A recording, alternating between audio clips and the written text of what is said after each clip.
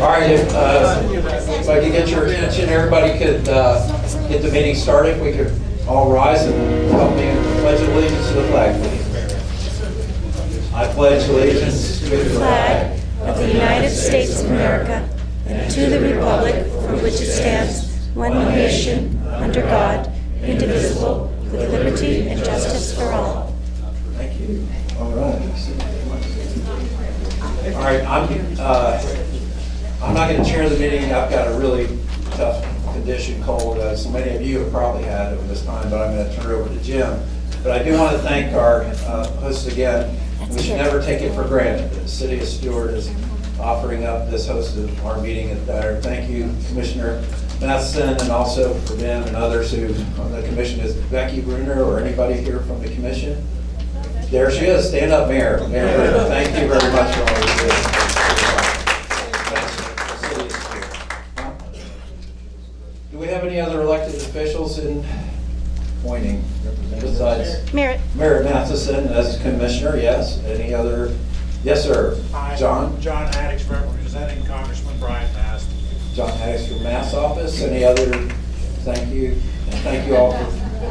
Ms. Bruner? Can I just say something? Yes, Ms. Bruner. His, Brian Massey's assistant or secretary, Amy Galan, and me and Jackie had the best time with you yesterday with that seagrass. We had so much fun once us girls got in that water, so thank you for You're allowing us. welcome. We had a wonderful visit from Region 4, Acting Director Mary Walker from Region 4 EPA out of Atlanta, came with Dwayne DeFries from National Estuary Program, Jackie, Becky Bruner, and Amy from the office, and others participated in some seagrass planting. So it was, she wanted to get her hands in the water, get dirty, so we really did it, along with our local delegates. Thank you very much for attending that. Anyway, let's move on to the agenda. We got some great stuff to cover. I'll turn it over to Jim. This afternoon is, or this morning is a good morning for all of us, because we're going to figure out how to get involved. I'd like to speak a little bit about the Toxic Trail Run. You want to come forward and do the proclamation? Yeah, Right here. yeah, let's go. Yes, you do. Yeah. Grab the microphone. So tell us what happened. So about 4 years ago, at the midst of the crisis, I was living on the water in North River Shores, and I've got a couple of young kids, and I belong to an endurance community around here, as does Michelle, and was wanting to participate how I could. I'm in sales, so I'm all over the place, and I can't always attend these meetings. I was super fit at the time, so I decided to run from the locks to the ocean in one single shot, and since then it's grown, and we hope to have community involvement again this year. Great. And they made a substantial contribution to the Rivers Coalition. Yeah. How long is it? It's 37 miles. 37-ish miles, yeah. Anyone can participate. You can bike, you can walk, you can do a relay. It doesn't have to be a long 37-mile run. Yeah, the idea was a river of green on the roadway that was following the path. So we had people come out and walk portions, bikes portions, a lot of people relayed. We're bright green. Yeah, sorry. But we do need help. We need, it's June 29th. June 29th. Starts at Fort Myakka. Starts at Fort Myakka. Right at the locks, And yeah. at Stewart Beach. So we need people to volunteer to be like traveling water stops. Yeah, water. We need ice, we need trucks, we can kind of organize it as we get Don't you closer. need people to drive you back? No, we're gonna run the whole way. Both ways. Oh, our you can cars? carpool back. to Yeah, get your we'll car. figure it out. Literally, people, like my kids Yeah. were 8 and 10 at the time. They were in the back of my truck with my wife. They were pulling over, helping friends of mine. So it was a really big community initiative in a kind of a unique way. Some people set up aid stations to just help everybody as they came by. Some people traveled with us. And it's continued to grow. Brian Massey came out and biked the whole way. He's been out there the past 3 years. So he participated. It's been really fantastic. And I just wanted to inspire the kids to kind of be involved in whatever capacity they could, and hopefully, so my goal is to have that run as a celebration not an awareness run type sort of stuff. Right. Do you have a Facebook page? We all, Yeah, it'll be up in a day or two. Okay, We change it every year. Thank you so much. Join me in thanking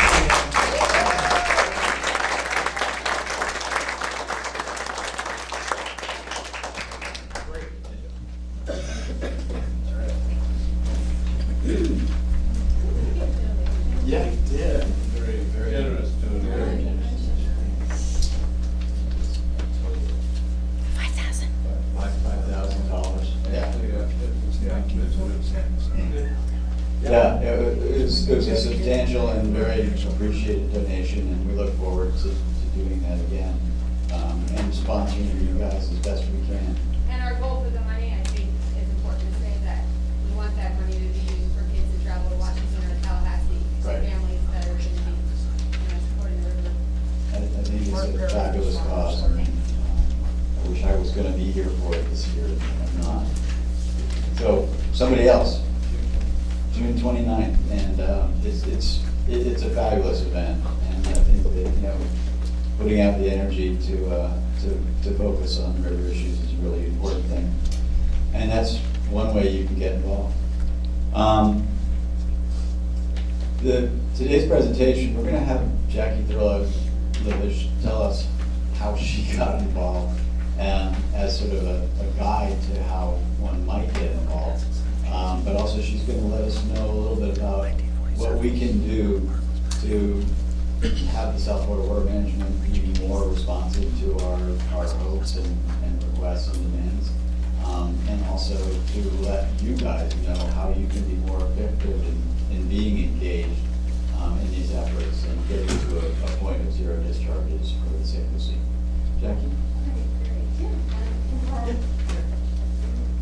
That's too nice. I'll lose it. No. I've got my dentist. Okay. No, that's. Hello, everybody. Hello, brother. My family's here. That's always nice. I'm Jackie Thurlow-Livish, and I was not told that I was going to be sharing you about my life as far as how to get involved. That might just come through a little bit.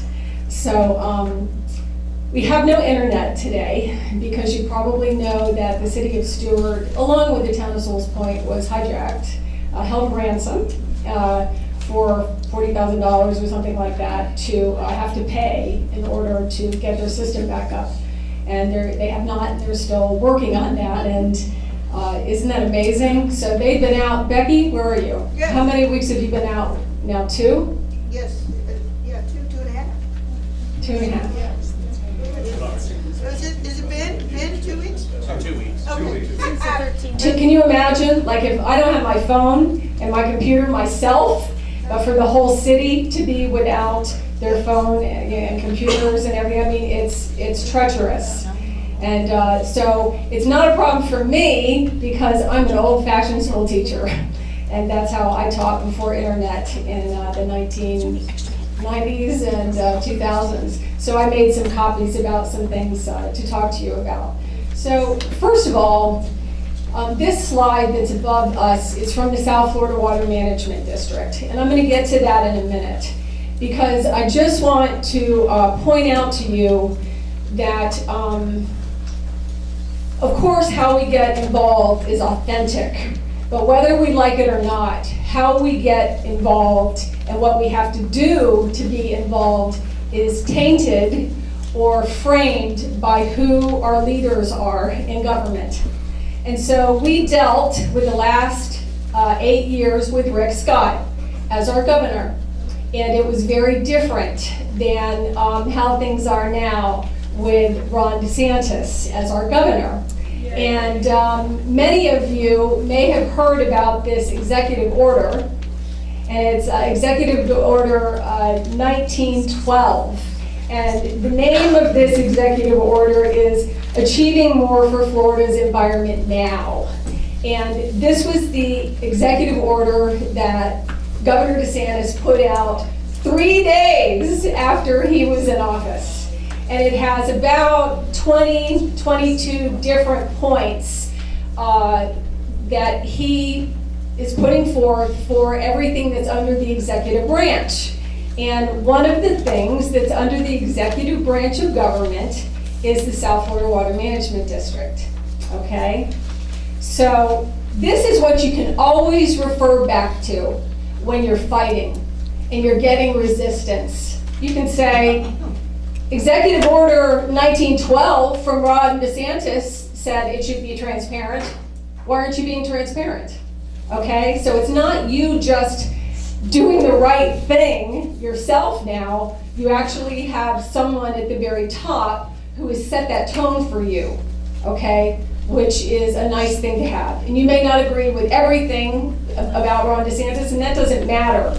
But you can use this as a tool to say that transparency is important. Transparency counts. It's one of the bullet points for Executive Order 1912. So the other thing that I think you really, I know this sounds totally boring, but as a teacher, you know, this is what I know is so important and what it's all about. We're all students. We're all students of the river. And when you go someplace, or you're planning on going someplace, like the South Florida Water Management District, or you're planning on sending an email to the South Florida Water Management District, go online. And unfortunately, we can't go online today, but if you have your phones, I just checked, and I could do it on my phone if I wanted to. You know, you just put in, South Florida Water Management District.gov, and it will come right up. And you can go to the far right and click on that, whatever that tab is, and there's meetings, okay? So there are your meetings. So before you show up for class, before you show up for your meeting, read the agenda. At least look it over. You know what I mean? Just peruse it. Know what they're doing, so that when you go to talk, that you're not just, what does it say in the Bible? You know, like an empty, a chime, or I don't know what it is. It's that thing about love. Clanging cymbals. Thank you. Like you're like just clanging, like you're saying something, but people aren't hearing you because you're saying the same thing over and over again. So like the people on the board are just like, read that agenda to give yourself some ideas to kind of shake up what you're talking about and be relevant. Don't just be relevant to the river, be relevant to the agenda. Be relevant to today when you talk. And what you will notice when you go to the agenda now is that there are 3 different sections for public comment. Okay? 3 different sections for public comment. In the old days, they had comment after some of the parts on the agenda, but it was never this open recently. And see, another part of that too is, who's got time to go down there all day long? You know, who's really got time, and who wants to sit in those meetings all day long? Forget it. But you can look at the agenda, and you can kind of, I wish I had it up there, but just imagine, you're gonna, like, everybody's gonna meet, they're gonna say the Pledge of Allegiance. What's generally the procedure now for the South Florida Water Management District is, and it's very nice, they recognize staff, okay? The people who shouldn't be caught in the politics, but often are. And so there'll be, let's say maybe 20 minutes of recognizing Gail. She's done such a great job. We're going to bring her up to the front. Everybody's going to take a picture. It's my birthday. It's your birthday? Happy birthday. Let's sing happy birthday. Happy birthday to you. Happy birthday to you. Happy birthday, dear Gail. Happy birthday to you. And that's what the district's trying to do too. And it's important, is make people feel good, make people feel important. You can do a lot by doing that. Reading about people, reading their bios before you go in and talk, knowing something about them. So the way that this agenda went on April 12th is you had those awards, 25 years of service, 35 years of service, and then, approval of minutes, governing board committees, blah, blah, blah. It's so boring, we're almost asleep. Number eight, general public comment. okay? So I can't promise you anything, but I can say that if you show up for one of these meetings around 9 o'clock, you could probably be out of there in an hour, okay? And so you can go about your life and not feel like you're handcuffed to something all day long. And it probably won't be right at 9, it'll probably be closer to 9:30. But please come. This is how you can get involved. Yes, Gail? No. But I might be able to get you somebody to ride with. Okay? So, when you show up, yes, Becky? Is the workshop going to be a better place to go to, or the governing board meetings? Because it's the workshop the day before? I think both are good. I think both are good, but obviously, you want to look at, this workshop's going to be on water quality, okay? So if you go in there and you're talking about something besides water quality, it might seem odd. I'm just telling you. But you can, but of course, the meetings cover all sorts of stuff. So like, if you want to go in and talk at that first public comment, but it has nothing to do with what anybody's talked about so far, it doesn't matter. It's your public comment. Maybe you want to come in and talk about something, I have no idea, another animal got sick, or, anything that might not be on the topic. But during that public comment, hi, my name's Becky Harris, and I'm here to make a public comment. It's not possible for me to stay for the next 7 hours. So I'm here to talk about how my dog that almost died is getting better, but now the vet has found that there are repercussions that are still occurring. Do you know what I'm saying? But please don't say, I'm not going to go to a meeting because I'm not going to wait for public comment. Be proactive. Look at the agenda. Try to figure out what times, and there's 2 other public comments too, what other time you might be able to come. And raise your hand if you've ever been to, if you've ever made a public comment. That's great. Raise your hand if you it's not possible for you to go down there. Okay, and I'm not trying to point anything out. I'm just saying, even if you made, I think there are 12 meetings a year. So if you made a commitment to coming once, it would make a huge difference. And yes, Kenny? Real quick, just kind of off topic. Sure. A little bit, because you're on the governing board now. It's okay. It's amazing. I'm the same person. But is there going to be rehiring of the science that was lost? The scientists that were dismissed by Rick Scott? Does the CNS have a plan, or does the governing board No. plan to rehire them? Maybe over time, but there's no plan. I keep telling people, we're still on the Titanic. We're still heading towards an iceberg, but the captain has been alerted that it's there. But trying to turn that ship is unbelievable. You could keep that kind of pressure. You could keep, all of the things that you've been thinking and talking about over the years are still relevant today. And I don't want to make you feel bad, because I would never do that. Because I know that the only reason I'm in this position is because of you. And all of us together have gotten us to where we are today. We have changed policy in the state of Florida. Unbelievable. But that first meeting, not one person from Stewart was there. I felt really naked. Do you know what I'm saying? I just did. I was like, oh my God, nobody's here. Oh my gosh, it's like all the regulars. Oh, there's some more people. But, it helps. Just, if someone all you have to, you don't have to say much. You can just say, I live on the St. Lucie River, and I'm in a bad mood. That's enough. People get it. Or, Joe Negron was so good, and I think this is one of the reasons we were all so successful. When you speak, after you look at the agenda, and after you have an idea, you're going to drive down there and try to do this, or you're going to write an email, just tell a personal story. Tell a personal story. Let's just do some kind of game, okay? Stand up, Blair. Okay, let's pretend that you're the South Florida Water Management District, and you want to make a good impression on people. They know that you're not a good Go get what you want.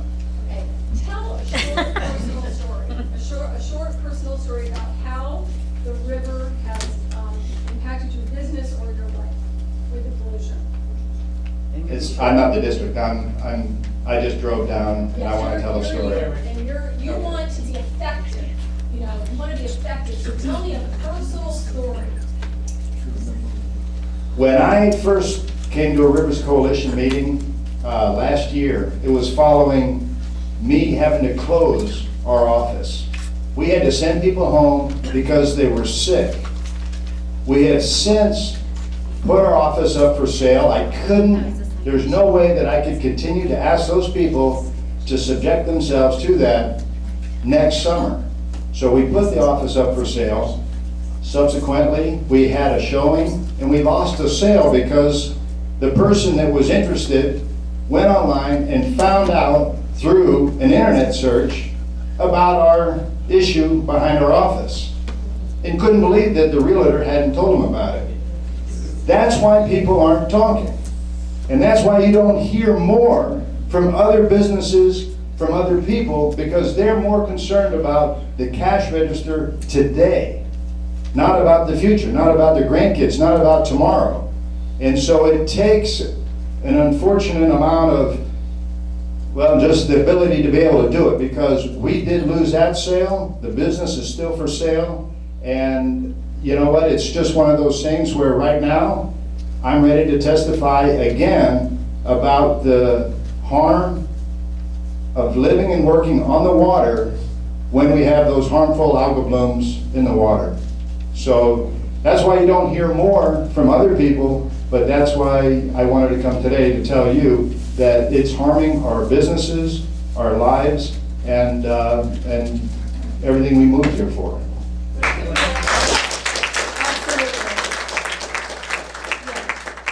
Only 1 minute and 36 seconds. Wow. So we still had another minute and a half. 1 minute, 36 seconds. And that's another point, just as someone who sat like on the Constitutional Revision Commission and all these things where people would come up and talk, I'm telling you, some of the most effective ones are only 30 seconds. You don't have to talk the whole time at all. Yes? And you speak once, are you prohibited from speaking? No, you can speak again. You can speak each time. But most people wouldn't stay all day, but you could. Yes? One bit of advice, I've spoken several times, sometimes I got anxiety with that 3 minute. Yeah, it's very nerve-wracking. Write it out, and if you have to read it, seriously. Yes. Because you can always hand it over to them as a written. You could. You could hand it over. And all the things that terrify you are the things that empower the people on the board to believe you. If you look really nervous and scared, believe me, people understand that. Public speaking is, I think, the #1 fear in life, other than going to the dentist, which I always joke with my husband. So if you're short or you have to hand in your comments, you just, hi, I'm so-and-so, I'm not comfortable reading this, but I'd like to hand them in to you, that still has an effect. Okay, I want one more person to tell me a personal story. And make it personal. Let's do it, like Joe Negron taught us. Get their attention by telling them a personal story. I think some of you heard me say this in another setting, but I grew up in a small town on the upper reaches of the Susquehanna River in Pennsylvania. And when I was a child, it was polluted because the small towns didn't have sewage plants. But gradually the state passed rules, and so all of the towns were required to have sewage plants.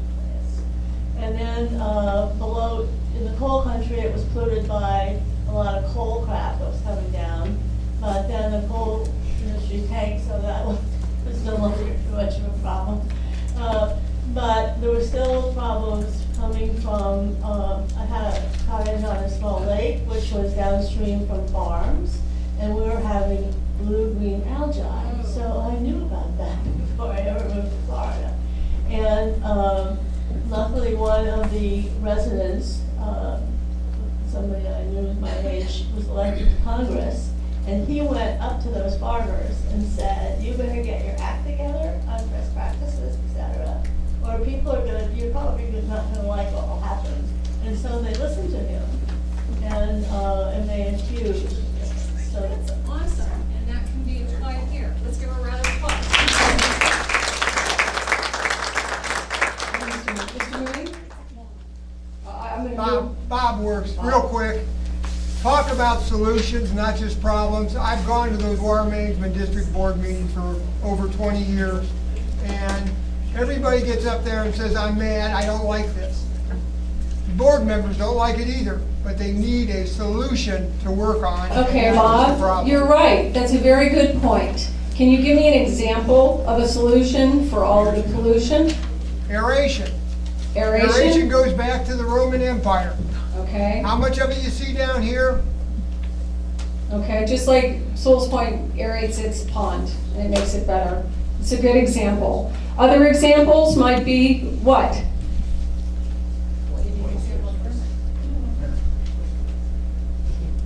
What's an example? Ask the South Florida Water Management District Inspector General to look into the sugar lobbyist rewriting the regulation on pollution that happened when they took out enforceable in Gary Goforth's report. Ask them to look into that. Ask the South Florida Water Management District Inspector General to look into the leases that were put together at the 11th hour and on the agenda. Some of those things, we do need some follow-up on.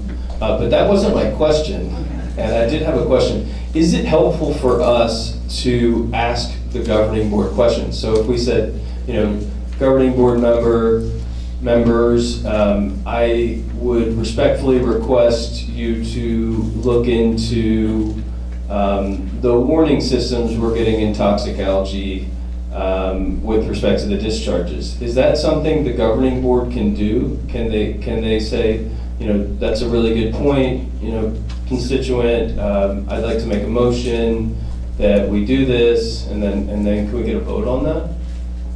The governing board can do anything. Okay, but just to think this through, again, if you really want to be hardcore, and why not? There's not much time left, is there? You would, don't just go to the governing board meeting. Go online, I wish I could do it for you, but you can go to your phone and you can go to South Florida Water Management District and look up board members, governing board members, and 7 of them will come up, okay? So if you really have a lot of time and you really want to get hardcore about it, before coming before the board and just asking something that they might not be prepared about, do you understand what I'm saying? It would be a good idea to contact maybe one of the other board members and run it by them. You know what I'm saying? I'm not going to, there's a lot, say it was me. So, Ms. Thurl Lippish, I'd like to make an appointment with you and talk to you about these things. Or I'd like to have a phone conference, because I'm not driving all the way down there to meet you. Do you know what I'm saying? But again, you guys, it's just like when we were kids, do your homework. You know what I mean? Do your homework.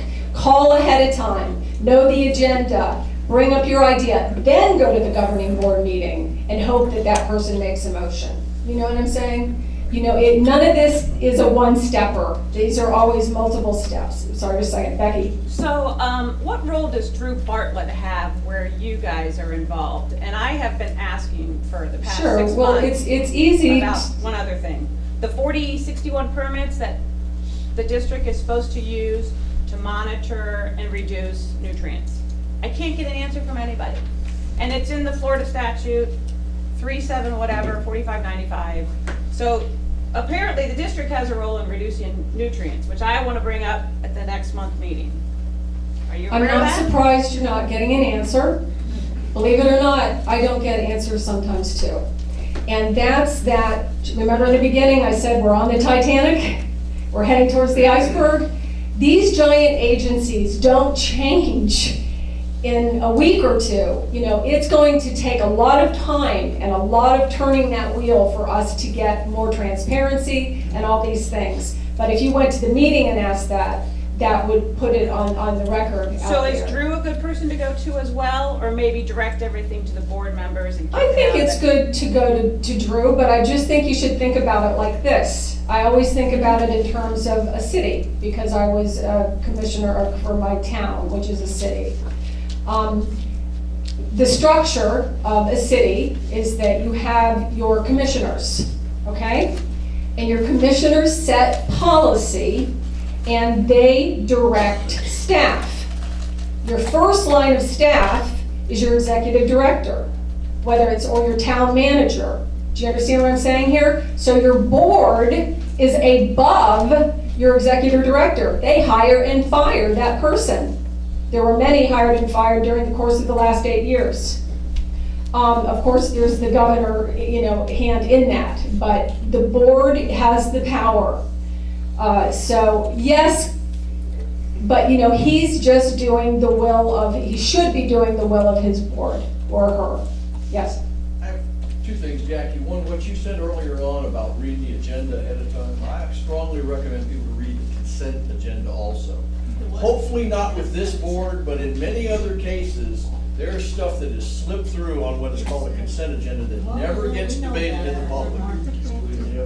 And a consent agenda is something that the board basically, the staff works on, presents to them, talks to them about it, whatever, and they agree that this is not something that really needs to come up and be debated in the public forum. And so it's all lumped together, and then they vote to approve the consent agenda unanimously or whatever, and it just moves along. Well, sometimes there's stuff in that consent agenda, especially when there's groups like the last couple of bunches that we didn't want to say we could trust, I'm sorry to say. But you need to read the consent agenda, and if you get up there and make a comment early on, sometimes they may table that and bring it back. Especially if enough people ahead of time argue the point that that's not a consent agenda item. Right. That's an item that needs to be brought in front of the public and debated. Right, So- and this is what the consent agenda looks like. It's just pages and pages of running permits and stuff like that. And you can pull things from And it. some of those permits are important. They're Very not much just so. run of the mill. And from what I understand, in a long time ago, in a land far, far away, the district governing board there was no consent agenda. Yeah. As far as you went through every permit, which is not the case now. Well, they do So- a different thing with permits now where the public can get involved ahead of time. So there are some good steps that Right. are involved in that before it gets to consent agenda. You can call in and listen, actually. I think it's once every 2 weeks or once a week when they debate a lot of these permits. There's a phone number you can call in and listen to the discussion that staff has. That's awesome. And it's a good Absolutely. thing. The second thing I want to bring up is I wanted to ask a question. The relationship between DEP and the South Florida Water Management is statutory as well. And it was never exercised to the length that Governor Scott exercised it. That's one of the reasons DEP was so involved in the Water Management District business. And I'd like to know what the Water Management District feels as a board, and I'm gonna ask this question at some point, right? And as well as make some appointments to all